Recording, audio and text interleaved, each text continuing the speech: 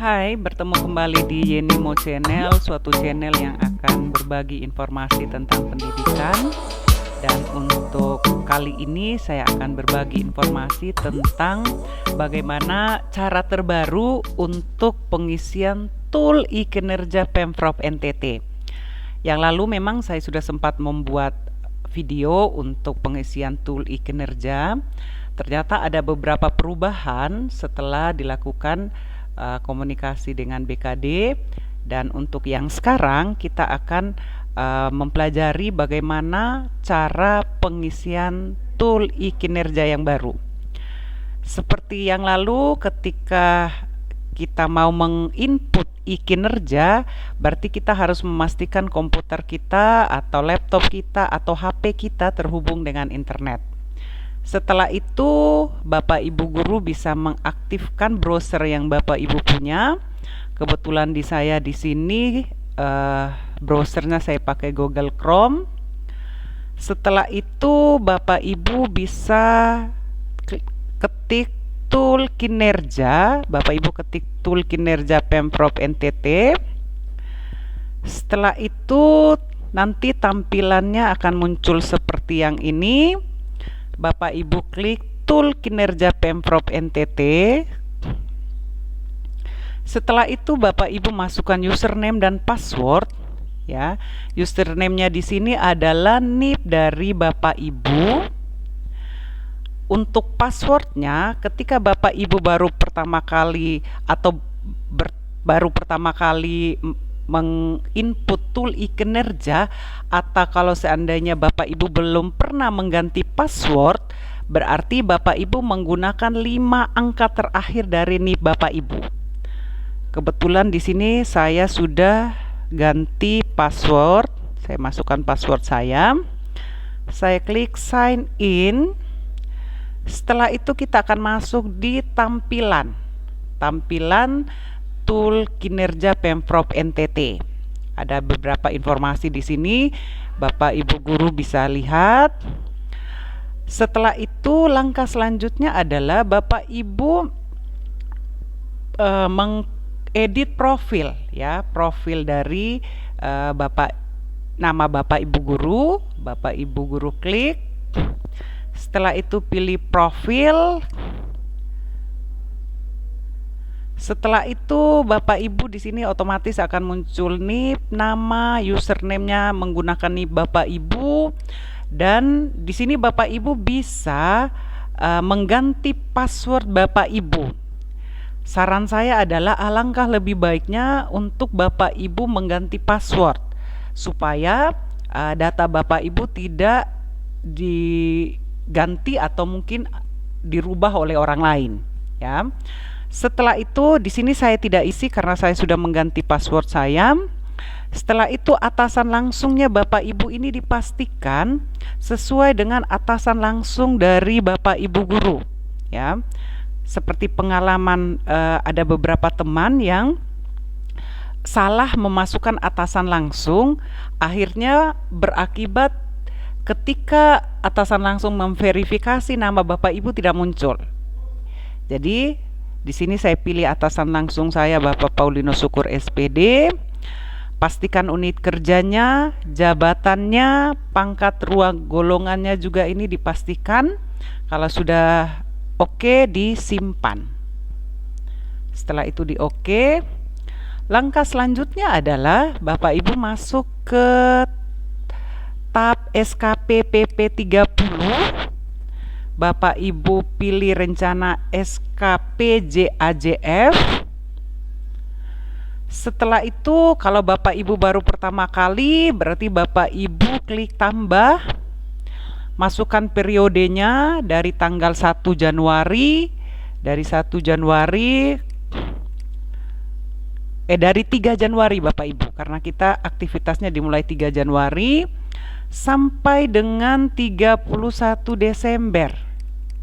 Sampai dengan 31 Desember 2022, mode dasar basic ini disimpan.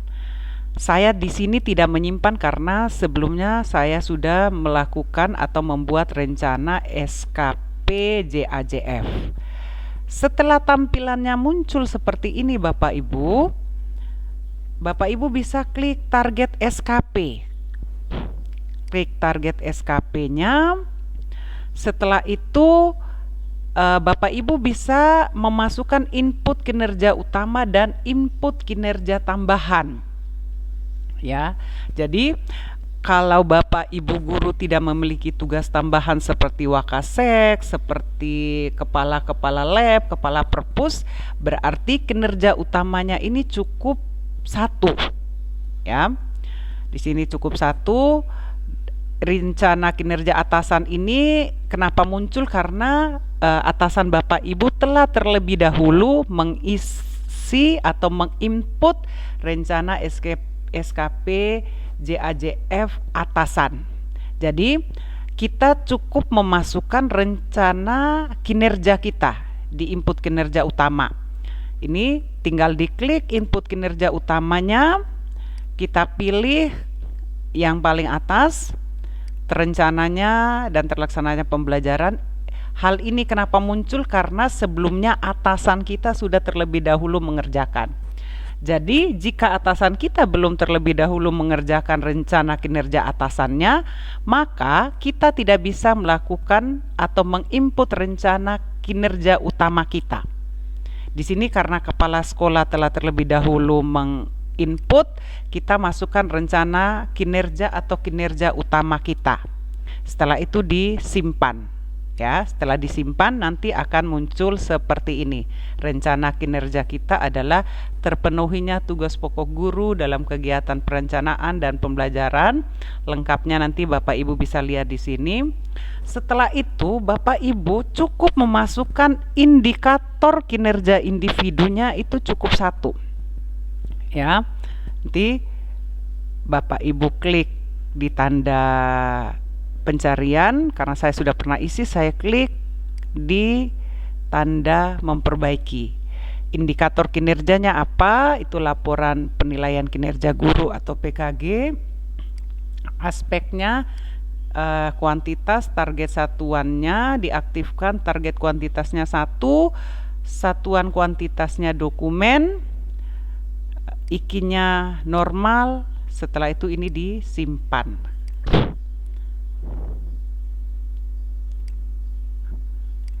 Oh ya, saya sudah masukkan, jadi ini sudah tersimpan di sini.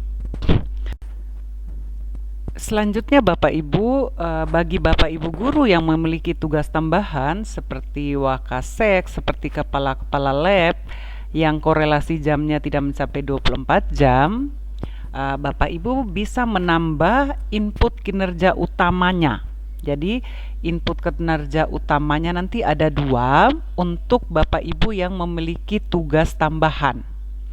Jadi Bapak Ibu bisa, kalau Bapak Ibu wakasek, bisa mengklik input kinerja utama. Setelah itu di rencana kinerja atasannya ini dipilih.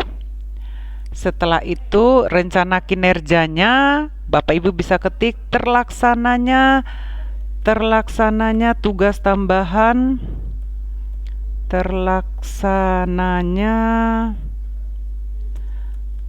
tugas tambahan sebagai wakasek kurikulum yang melekat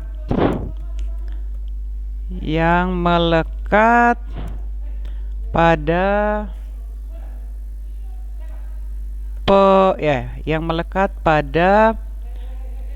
kegiatan pokok, kegiatan pokok sesuai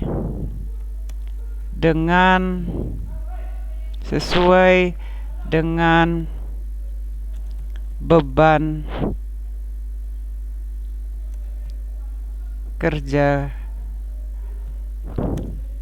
guru. Setelah itu disimpan. Tapi karena di sini saya bukan wakasek, jadi ini saya abaikan. Kalau seandainya tadi Bapak Ibu sudah menginput kinerja utama, yang kedua otomatis nanti tampilannya akan jadi 2 di sini. Selanjutnya Bapak Ibu, untuk Bapak Ibu guru, kita menambahkan yang namanya input kinerja tambahan, ya. Input kinerja tambahan di sini saya sudah memasukkan 2. Jadi di input kinerja tambahan Bapak Ibu, itu yang pertama adalah terlaksananya kegiatan yang mendukung tugas guru, yaitu menjadi anggota organisasi aktif seperti PGRI, ya. Jadi ini Bapak Ibu bisa memasukkan rencana kinerjanya. Yang ini terlaksananya kegiatan yang mendukung tugas guru, yaitu menjadi organisasi profesi aktif PGRI. Setelah itu Bapak Ibu, langkah selanjutnya adalah Bapak Ibu bisa menambah input kinerja tambahan seperti keikutsertaan diklat, BIMTEK atau webinar yang merupakan penunjang kompetensi guru. Setelah itu jika Bapak Ibu guru ingin menambah, Bapak Ibu guru klik tanda search atau pencarian di sini.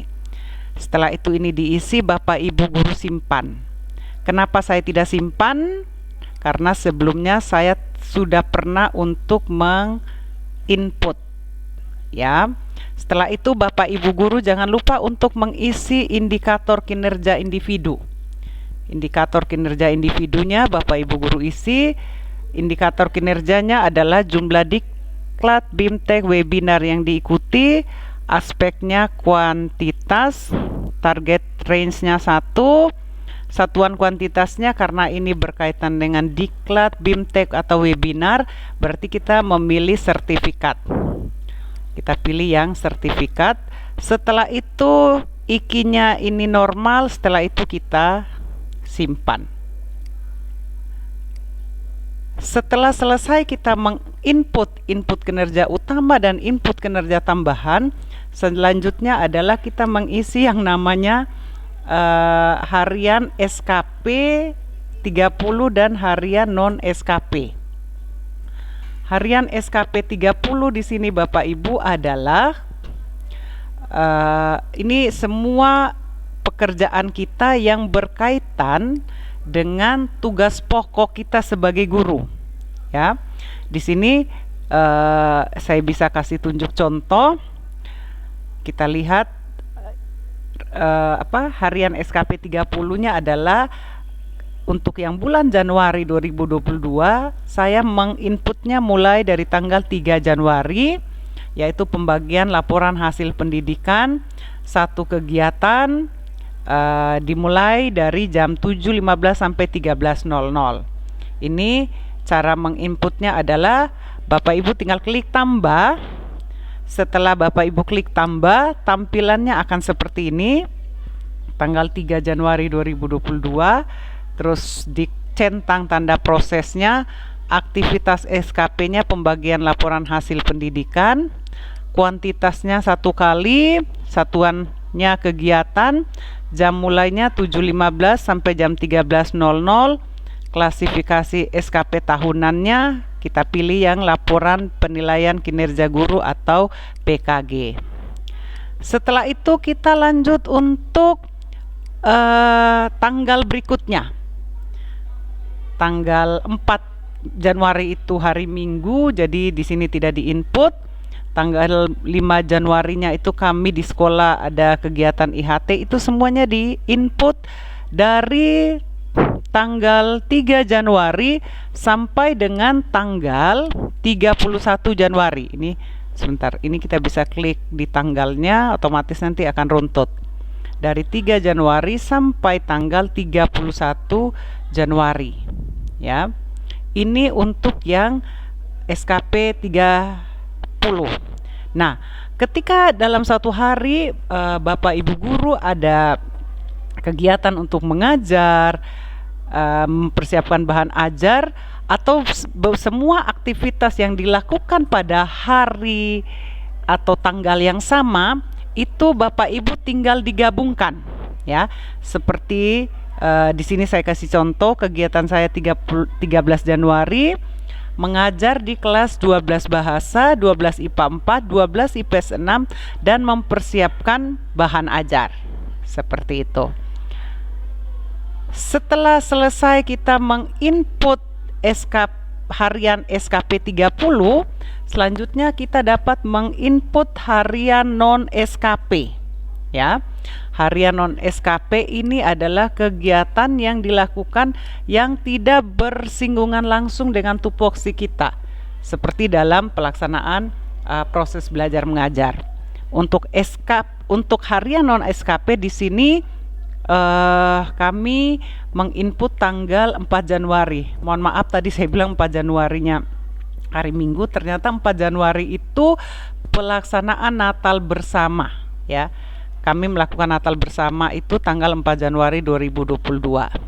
Setelah itu Bapak Ibu, kalau Bapak Ibu baru pertama kali menginput, otomatis di sini di verifikasi atasan akan muncul keterangan belum diverifikasi. Nah, saran saya ketika Bapak Ibu telah selesai menginput harian non SKP dan harian SKP 30, Bapak Ibu bisa menginformasikan ke atasan langsung Bapak Ibu untuk diverifikasi. Ketika telah selesai dilakukan verifikasi oleh atasan langsung, maka tulisannya di sini akan berwarna hijau dan muncul keterangan disetujui. Ya, jadi ternyata Bapak Ibu untuk pengisian tool e-kinerja ini lebih mudah dibandingkan yang waktu awal ketika dirinci per jamnya. Nah, untuk yang terbaru, informasi terbaru adalah kita ternyata cukup untuk menginput satu aktivitas atau beberapa aktivitas ketika di tanggal yang sama.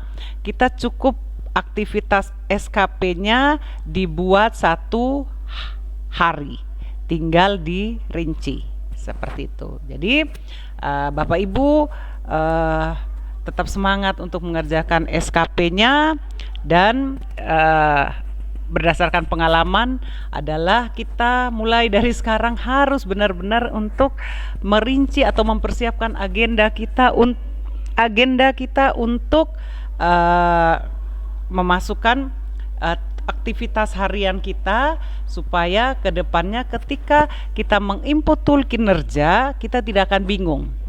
Atau lebih baik lagi kalau mungkin setiap hari kita bisa membuka tool kinerja kita dan kita menginput atau mengentry segala aktivitas kita. Oke, itu saja dari saya. Tetap semangat. Sampai bertemu lagi di video-video berikutnya. Kalau Bapak Ibu guru rasa video ini berkenan, Bapak Ibu jangan lupa untuk like, comment, share, and subscribe. Terima kasih. Bye-bye.